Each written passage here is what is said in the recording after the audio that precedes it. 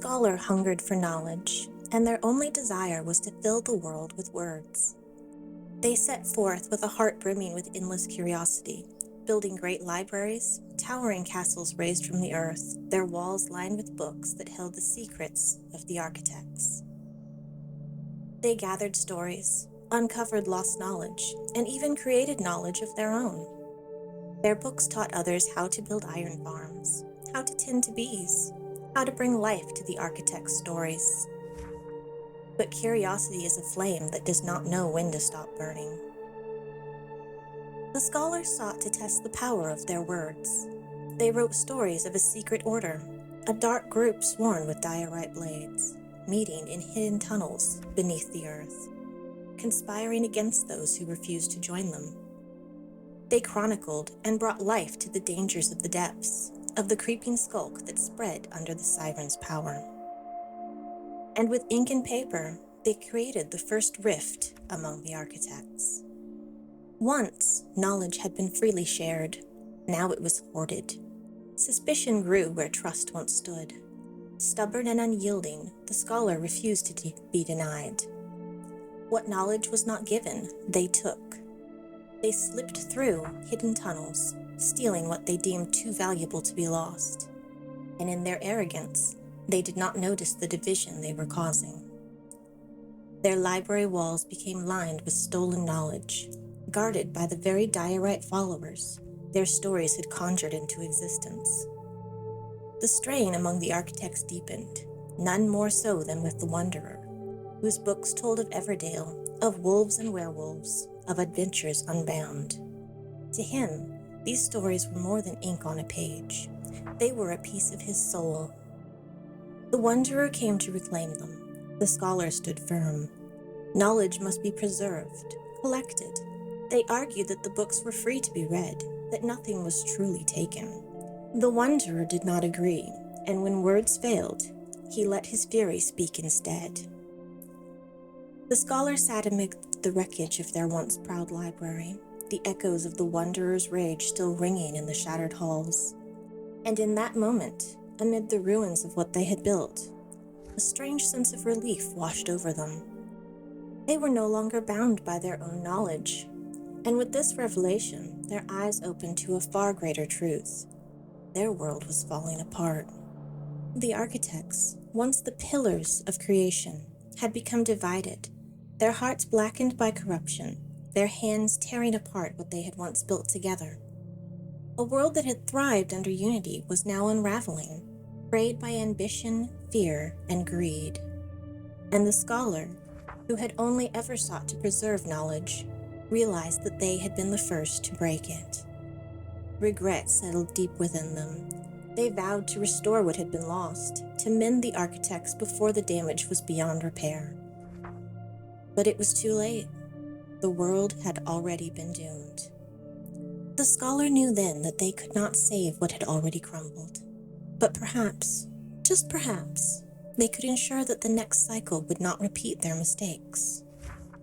With tattered robes and weary hands, the scholars set out on their final task, not to gather, not to take, but to warn, to leave behind a message for the architects yet to come. A warning not to let division define them. A plea not to let history repeat.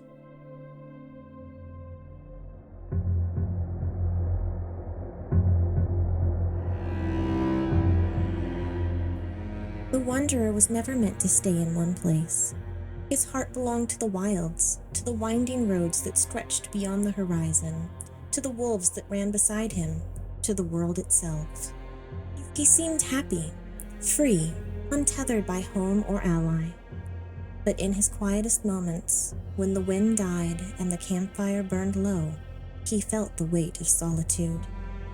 Even with his wolves beside him, he struggled with jealousy. The other architects had towns, followers, friends, belonging. No matter how far he traveled, no matter how many stories he collected, he could never seem to find the same. So he built Everdale, a place where all were welcome, where wolves were seen as deities and guardians, a sanctuary for the restless and the lost. But even then, his heart refused to stay still. The road always called him back, and more often than not, he answered, never truly settling, no matter how much he loved Everdale. It did not fill the hole in his heart. Instead, he poured himself into his writing, chronicling his journeys, the legends of Everdale, the myths of the wolves. Each word was a piece of his soul, inked onto pages meant to outlive even the architects. And then, one day, his stories were stolen. The scholar, ever hungry for knowledge, took them, vanished into the night with books filled with the Wanderer's history. Enraged, betrayed, the Wanderer chased them across the lands. When he caught them, he tried to be civil. He tried to be kind. He offered copies of the books, diamonds, whatever the scholar wanted, anything so long as his stories were returned. But the scholar, stubborn and unyielding, refused. Fury took hold. Even a lonely outcast was not to be trifled with. The Wanderer tore through the scholar's library, leaving destruction in his wake. Shelves toppled, ink spilled, knowledge lay in ruin as he clawed back what was rightfully his. But even as he held his books once more, the fire inside him did not fade. Jealousy, once a simmering whisper, now roared into something far greater. Why should the other architects have what he could not? Why should they stand together while he remained alone? So he declared war. The wolves became his soldiers. The wind carried his battle cries. Everdale became the heart of his campaign, its streets filled with wolves ready to fight in his name. His loneliness twisted into fury, his sorrow into vengeance. And the world burned. By the time the ashes settled, when the rivers ran dry and the mountains crumbled, the Wanderer finally understood. There was nothing left to conquer, nothing left to envy, nothing left at all. He had won his war, but nothing else. For the first time in his immortal life, he stood still. The road stretched before him, but there was nowhere left to go. Everdale, once a haven, was now a ghost town. His wolves howled not in reverence, but in mourning. The Wanderer did not weep. The emptiness in his heart would not let him. The scholar's pleas for help did not faze him. There was nothing left to save. And so, in the rubble of the world his rage had carved, he sat. With shaking hands he wrote, quietly, until the end.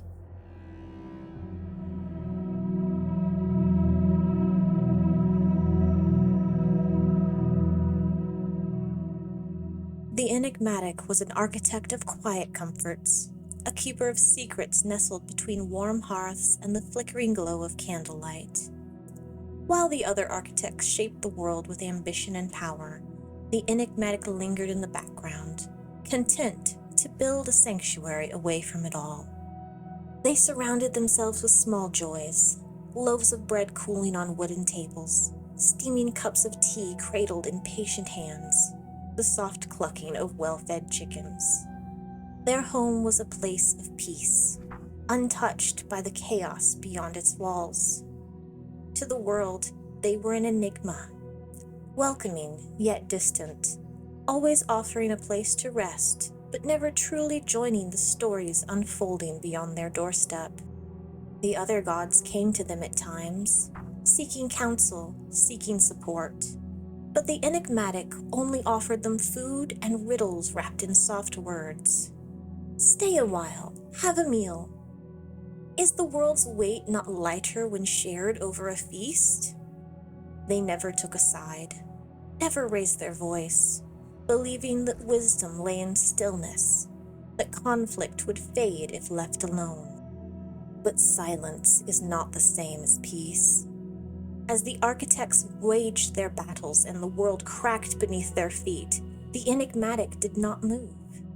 Even as corruption bled into the land, as the sky darkened and the rivers ran dry, They stayed within their sanctuary, convinced that stillness would weather the storm. But in the end, no fortress is untouchable. The warmth of their halls turned cold. Their gardens withered. Their chickens fled into the night, their sanctuary hollowed by the very passivity they once thought was wisdom. And so, they sat at their long empty table, a host without guests, a god without purpose. It was only then, in the aching quiet, that they understood. Their refusal to act had not preserved peace. It had ensured destruction. When the scholar came, pleading for aid, the enigmatic did not hesitate this time. They rose from their seat, leaving behind the ruins of their quiet world, stepping into the unknown at last. If they could not save this world, perhaps they could help rebuild the next.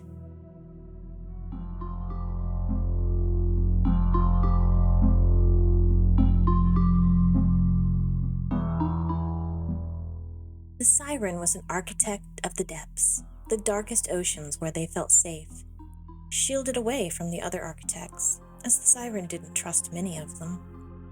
They watched from the depths where the ocean ran cold, and the currents whispered secrets no land dweller could hear. The scholar, the cowboy, the wanderer, all of them played their games, shaping the world with reckless hands. But the siren knew better. And so, they built their kingdom where no one could reach them. Beneath the waves, where light struggled to touch, they wove fortresses of skulk and coral, trenches lined with secrets. Their magic spread through the abyss, pulling the shadows close, keeping the dangers of the world at bay. They watched, they waited. Then the wars began. The gods fought above the water, and the sky burned. The scholar's hunger for knowledge turned into something ruinous, the Eternal following close behind. The cowboy's towns crumbled beneath stone. The wanderer's wolves tore through the land, the night's greed poisoned the land. The siren had always known this would happen. It was inevitable. And so, they sealed themselves away. The oceans darkened. The currents grew still. Their once thriving realm became a place of silence, of ghosts. The skulk spread deeper, creeping along the seafloor like ink, consuming all it touched. No architect could be trusted. No soul could be let in. But paranoia is a prison built by one's own hands. The siren did not notice how their waters turned hostile, how their magic drowned the very creatures they once protected. They did not see that, in their fear of destruction, they had become another hand in the world's unraveling. By the time they realized, the seas were empty. The architects had fallen, one by one. The world was in ruins, and the siren was alone, floating in an ocean that no longer breathed. For the first time, they wondered, had the danger been real, or had they created it themselves? But there was no one left to answer.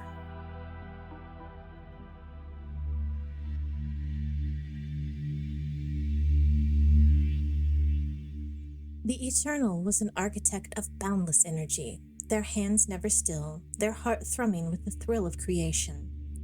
Where others hesitated, they rushed forward, always eager, always chasing something just beyond their grasp. High above the land, they built their masterpiece, a city of floating isles where clouds curled around grand spires and the sky shimmered with the glow of divine monuments. Each statue, each temple, each bridge was a tribute to the architects they admired. The wanderer, the siren, the cowboy, all stood immortalized, but none were honored more than the scholar. The Eternal idolized them. They saw wisdom in the scholar's pursuit, in their endless hunger for knowledge. So, when the scholar extended a hand, asking for their help in recording the world's secrets, the Eternal did not hesitate. They carved history into the sky. Their monuments grew taller, more intricate, their devotion blinding them to the shadows creeping at the edges of their world. The scholar's words became stranger, their knowledge darker. Yet the Eternal, ever trusting, ever hasty, followed without question. They built as they were told, recorded what should not be recorded. And when the first cracks appeared in the sky, they dismissed them as nothing more than the shifting of the winds. Then the Wanderer's War raged across the lands. The heavens trembled as the architects turned against one another. The monuments the Eternal had so lovingly crafted crumbled to dust. Their city, once untouched by the chaos below, was now caught in its grasp. Desperate, they fought to hold it together. They raced across breaking bridges, tried to mend the falling statues, tried to rewrite the ending of their story. But the weight of their own haste, their own trust, was too great. As their world shattered around them, the Eternal turned to the scholar one last time. Had it all been a mistake? Had they been nothing more than a pawn? Or had they simply been too reckless to see the truth? The scholar pleaded, their voice laced with regret. They reached out once more. And despite the crumbling islands, despite everything, the Eternal reached back. Together, they would try. If they could not save this world, perhaps they could save the next.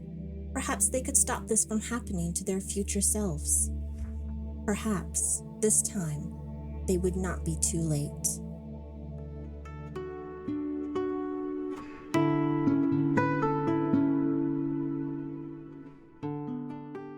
The cowboy had simple dreams. He wanted a town, a place of warmth and dust where the streets bustled with folk tipping their hats and the gentle wind. A home not just for himself, but for those who needed one. And so he rode across the newborn world, carving roads and raising buildings. Wood and stone bent to his will, forming saloons, trading posts, and ranches that stretched toward the horizon. His town was a place of light, of laughter, of order. A place where all had purpose and all had a home. But the cowboy was naive. He did not see the dangers lurking beyond his borders. He did not hear the whispers curling at the edges of his dreams. Then came the scholar. With silvered words and knowing eyes, the scholar shared knowledge of grander things, of legacy, of power beyond the cowboy's dusty little town.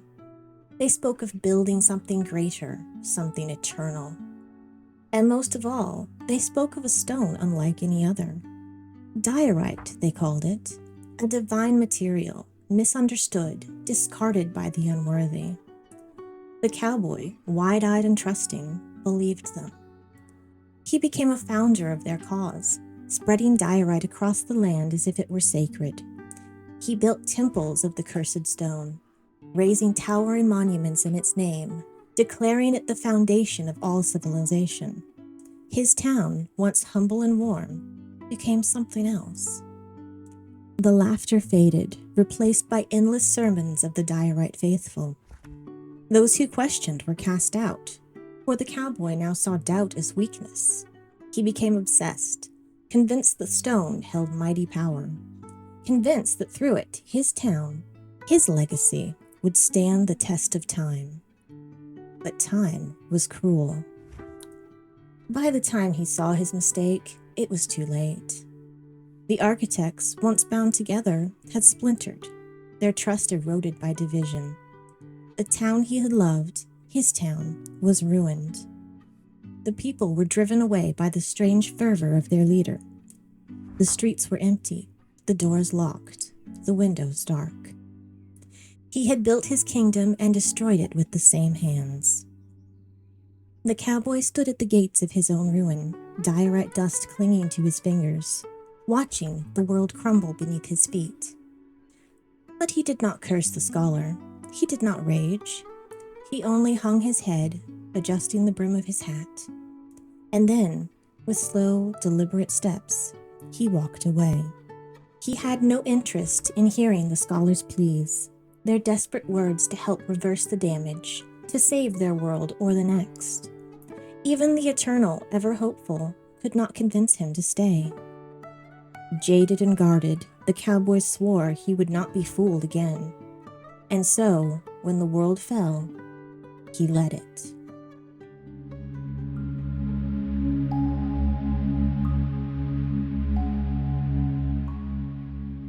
The Sylvan was an architect of the forest, of blooming meadows and golden hives, of soft winds that carried the scent of honey through the air.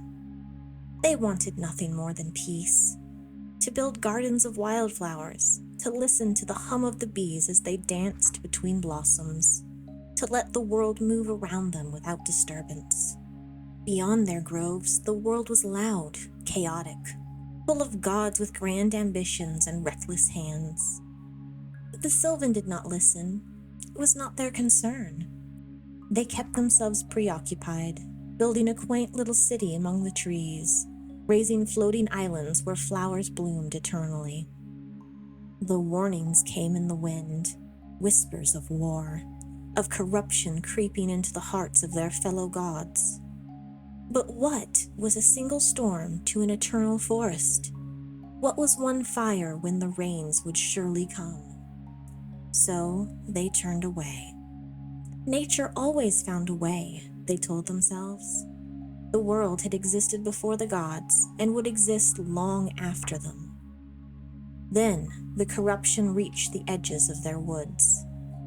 The trees turned gray. The flowers withered. The roots twisted into something unnatural, writhing in the dark. The bees, their beloved bees, fell from poisoned petals, their hives growing silent. Only then did the Sylvan stir. Only then did they see.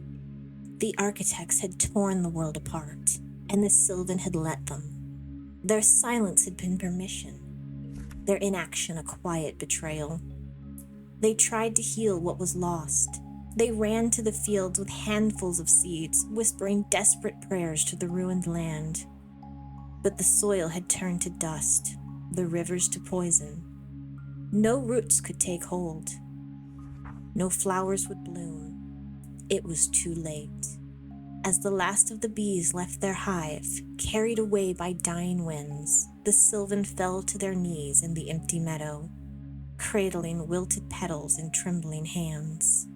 Then the scholar came, pleading for help, to right what had been done, to undo the ruin they had all allowed. The Sylvan listened, but their eyes lingered on the land, on what had once been beautiful, on what they had lost. They did not want to move on. They chose to stay, to try again, to see the forest bloom once more.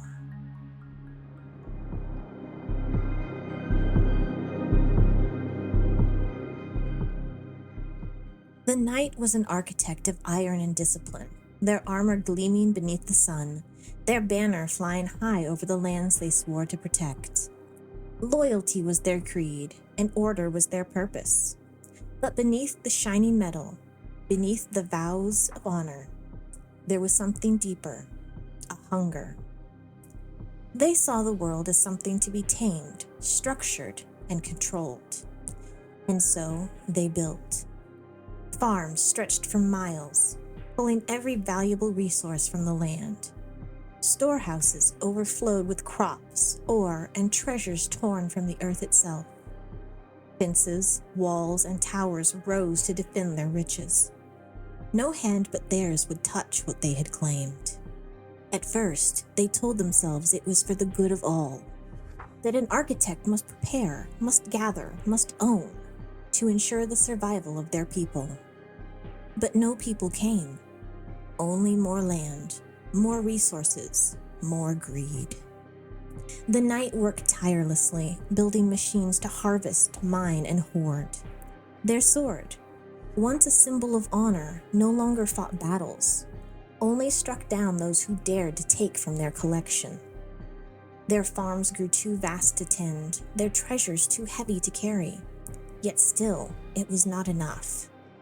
It would never be enough. And then the world burned. The gods waged their wars, the skies split apart, and the land crumbled. The knights' hoarded riches could not stop the flood, could not hold back the ruin. The earth they had stripped bare collapsed beneath them, swallowing their fortune whole. Only then did they realize they had nothing. No army to stand beside them, no people to save, no purpose beyond the greed that had consumed them. Their hands, once strong, trembled beneath the weight of their own destruction. As the world fell, the knights stood among the wreckage of their empire, watching their treasures scatter to the depths. And for the first time, they did not reach for them. The scholar came, pleading for help, but without their wealth, the knight felt hollow, empty, nothing left to give. With weary steps, they turned away, vanishing into the ruins. And the land swallowed him whole.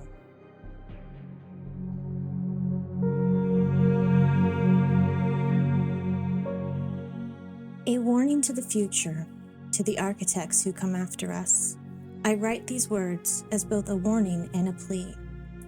You will not remember what came before, not truly.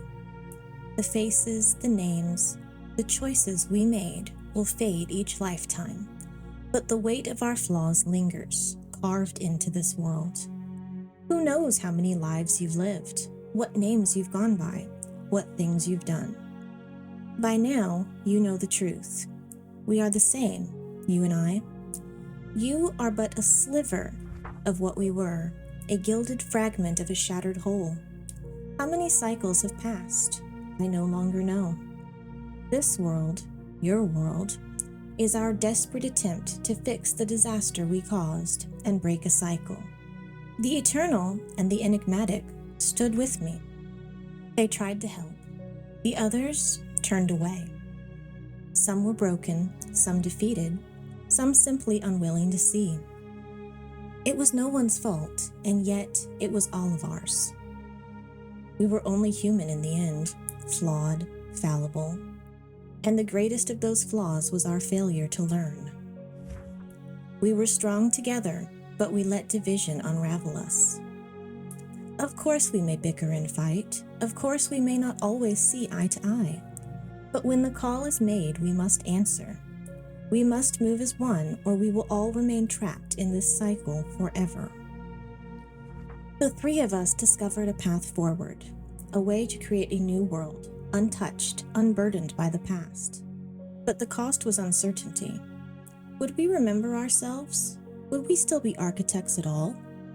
Fear held us back as a group, and some of us wanted nothing, but believing it would unlock a greater strength, an ascension of sorts. If our failsafe worked, if this library has appeared in your world, then I beg you, move forward. Step into the unknown together. Forgive your fellow architects. Let go of what was. Accept the world as it is in all its beauty and all its flaws. Do not make our mistake.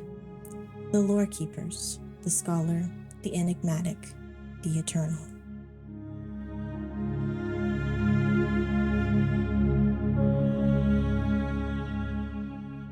Despite the state of the world, it is not too late, architect.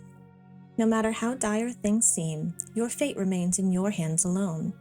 Learn from our mistakes. A new path awaits. Whether we remain as we are or become something else, we will always be architects, creators, forever guided by imagination and wonder. Greater things await us. When you are ready, this portal awaits, ready to lead you to the next adventure.